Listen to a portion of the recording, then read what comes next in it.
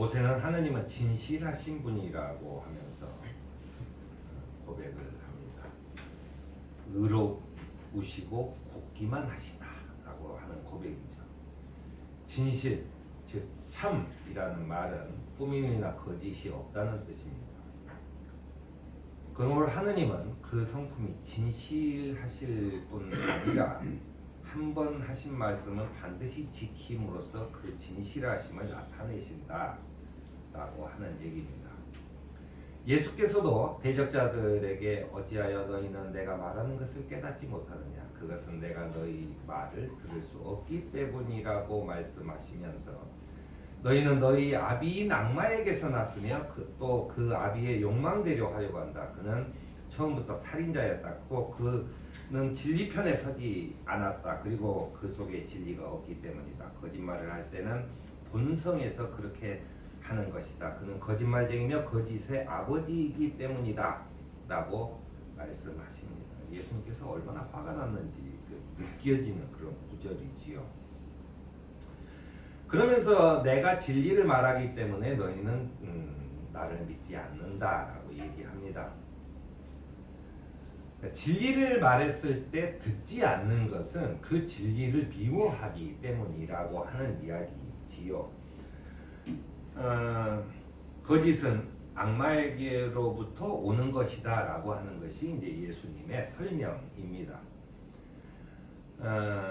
악마의 일을 하고 있는 것, 악마의 속삭임에 넘어가서 하고 있는 것, 친한 친구에게 이간질을 하고 순전한 성도를 중상 모략하는 것은 그 악마는 에덴에서 그 인간을 공격했던 것이에요. 그는 억압적으로 겁을 줘서 하는 게 아니에요. 사람이 욕심이 생긴 어떤 한 가지를 교묘하게 물고 늘어지면서 해도 괜찮아, 이거 정도는 그냥 넘어갈 수 있어 라고 하는 것으로 끊임없이 괴롭힌다라고 하는 것입니다. 그런데요, 우리가 진실, 참 이것만 가지고는 세상을 살 수 없습니다. 뭐 예전에 옛날 말에 그런 말이 있죠. 깨끗한 물에서는 뭐 물고기가 놀지 않는다라고 하는 거죠. 아무리 진실을 얘기해도 너무 지나치면 다른 사람에게는 잘난 척하는 것으로 느껴질 수 있죠. 진실만 말하는 게 아니에요. 하느님의 정말로 중요한 것은 진실하실 뿐만 아니라 그가 선하시다는 겁니다. 그게 중요하죠. 늘 너는 옳아, 너는 틀렸어, 이 일은 좋아, 이 일은 나빠 라고 얘기하는 것이 아니라 그 성품에 선하심이 있다는 거예요. 그게 굉장하죠. 그래서 그는 선하시고 인자하시다라고 하는 얘기입니다. 즉 자신이 무엇이 옳고 그름을 알고 계신데도 불구하고 우리 편에서 생각해 주신다는 거예요. 그게 선하시고 인자하신 모습이라고 하는 것입니다. 고단한 인생길을 가는 성도들에게 위로가 되시고 힘이 되시는 것은 하느님께서 진실을 말씀하신다라고 하는 게 아니에요. 진실만을 말씀하시면 우리는 하느님이 두려울 수밖에 없어요. 왜냐하면 내가 살면서 이 참 진실만 따라 살 수가 없기 때문입니다. 내가 나쁘지 않아도 진실만을 따라 살 수 없기 때문이에요. 하지만 하느님께서는 선하고 인자하신 성품이 있다는 거예요. 그래서 진실로 주님의 선하심과 인자하심이 내가 사는 날 동안 나를 따르리니 나는 주님의 집으로 들어가 영원히 그것에서 살겠습니다 라고 하는 시편의 고백이 나오는 것입니다. 마땅히 공로가 없는 죄인에게 베푸시는 하느님의 선하심을 우리는 은혜라고 얘기합니다. 내가 무언가를 해서 거기에 대한 싹스를 받으면 그건 보상이죠. 그런데 내가 한 것도 없는데 받은 것은 은혜지요. 나는 이 진리를 알고 계신, 내가 어떻게 했는지 내 생각까지도 알고 계신 하느님이 나는 당연히 내가 이 정도 했으니까 하나님이 나한테 해줘야지 라고 생각하는 것이 아니라 하나님이 다 알고 계신데 내가 한 것은 너무 가식적이었어 라고 내 스스로 생각하지만 하나님께서는 그것을 그의 선하시고 인자하심으로 보상해 주신다는 거예요. 그게 바로 은혜라는 거예요. 그래서 사도 요한은 예수께서는 은혜와 진리가 충만하시다라고 고백하고 있는 것입니다. 또한 시편도 주님은 모든 만물을 은혜로 받아주시며 지으신 모든 피조물에게 긍휼을 베푸신다.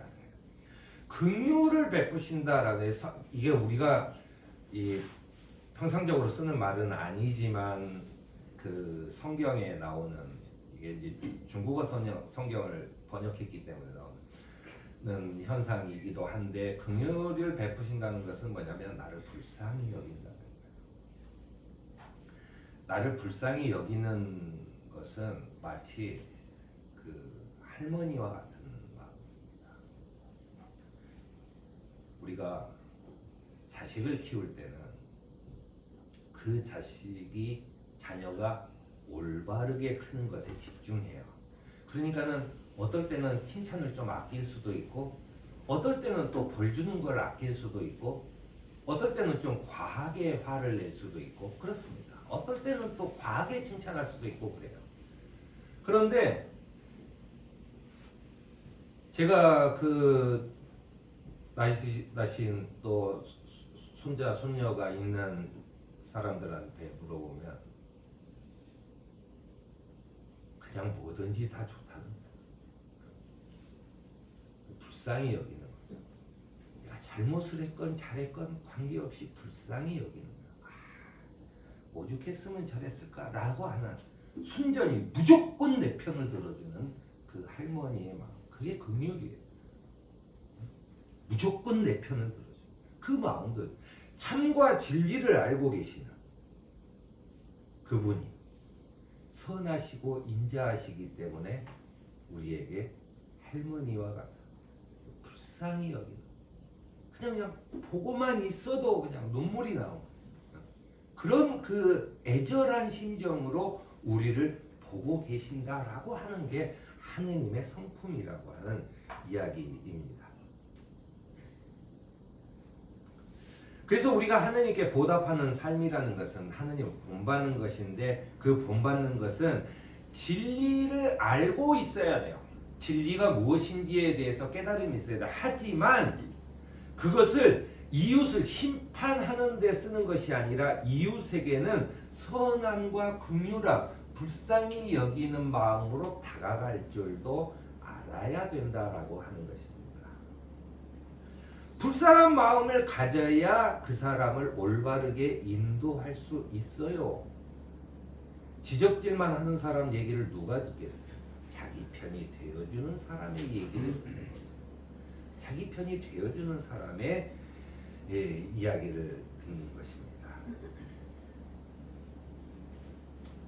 이렇게 하느님만이 가지고 계신 그 성품들은 우리에게 위로와 힘을 주고 있기 때문에 하느님의 자녀가 된 우리들은 세상의 빛과 소금의 사명을 다하는 삶을 살 수 있게 되는 것입니다. 누군가 내 편이 되어주시는 분이 있다라고 하면 우리가 얼마나 세상을 살면서 자신 있겠어요. 그 자신 있게 담대한 믿음을 가질 수 있는 것은 그분이 나를 불쌍히 여겨주시는 할머니와 같은 마음으로 나를 품어주시기 때문에 그렇습니다. 세상 사람들이 볼 땐 쟤는 뭘 믿고 이런 얘기가 나올 수 있죠. 뭘 믿는 게 있기 때문에 그렇게 할 수 있다라고 하는 이야기입니다. 하지만 그것은, 이 모든 일은 우리가 하느님이 나를 조정해서 최면을 걸어가지고 하는 게 아닙니다. 우리가 하느님에게 순종해야 된다라고 하는 말을 잘못 해석하면 우리가 무조건 하느님의 말을 들어야 돼. 이제 그렇게 하다 보면은 하느님께서 나를 회개도 시키고 뭐 인도도 하시고 다 그럴 거야 라고 하는 말을 하다 보면 내 인간성 자체는 없어져요. 내 선택과 내 인간성, 내 생각 자체는 없어져 버립니다. 그러면 우리는 하느님의 장난감이냐? 뭐 너 요만큼은 착하게 살고 니만큼은 나쁘게 살아. 둘이 한번 싸워봐. 응? 내가 너희 편 들어줄게. 라고 하는 게 아닙니다. 하느님의 장난감이 아니에요. 하느님께서는 개인의 자유와 자율적인 행동에 따르는 것들에 대해서 전혀 보장을 하고 계시는 겁니다.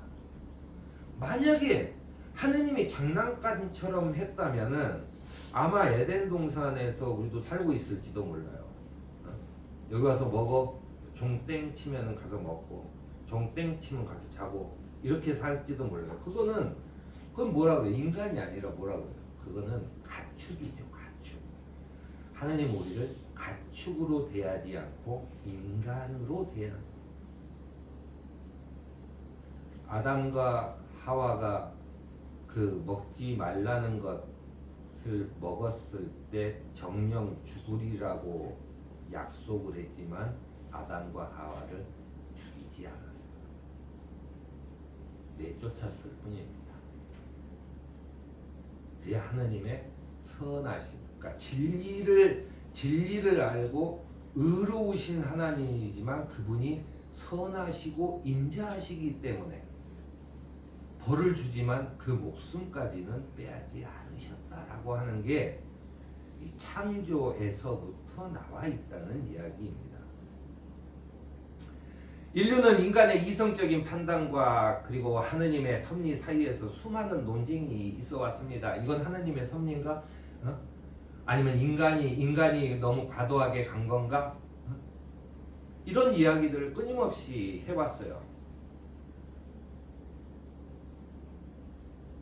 하느님의 섭리가 아닌 인간의 자율적인 행동이 다다라고 얘기하는 것과 또 인간이 아니라 하느님의 섭리에 의해서 이런 거야.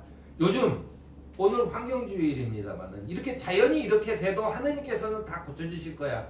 인간은 그냥 막 살아도 돼 라고 얘기하는 것 모두가 위험한 발상입니다.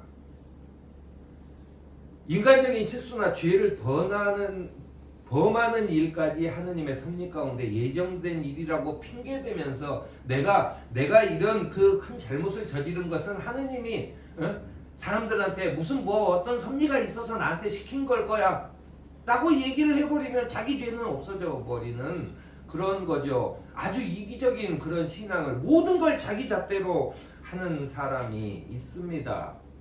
모든 것은 하느님의 정하신 일이니까 선하게 살려고 노력하는 것도 필요 없다. 하느님이 나한테 선하게 살려고 하는 마음을 주시겠지. 내 마음대로 살아도 라고 얘기하는 것은 자기 스스로가 인간성을 버리고 장난감이 되고자 하는 그런 것입니다. 야고보는 오늘 이렇게 얘기합니다. 보십시오. 참고 견디는 사람은 복되다고 우리는 생각합니다. 여러분은 욥이 어떻게 참고 견디었는지를 들었고 또 주님께서 나중에 그에게 어떻게 하셨는지를 알고 있습니다.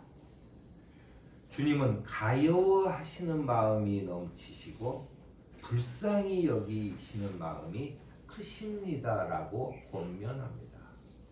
즉 주님께서 나를 내 죄악 중에 있는 한 번도 선한 일이 한 적도 없는, 할 수도 없는, 아무것도 가진 게 없고 지금 사는 것도 너무나 힘든 나에게도 불쌍히 여기시는 그분의 그 사랑 앞에서 내가 이렇게 살면 안 되겠다라고 결단하는 것, 그 순간 주님께로 돌아서는 그 순간을 주님께서는 다시 또 기뻐하신다라고 하는 이야기입니다. 오늘 고린도전서의 말씀처럼 여러분은 먹든지 마시든지 무슨 일을 하든지 모든 것을 하느님의 영광을 위해서 하십시오라고 권면하는 사도 바울의 말씀을 기억하며 살아가는 저와 여러분이 되기를 바랍니다. 아멘.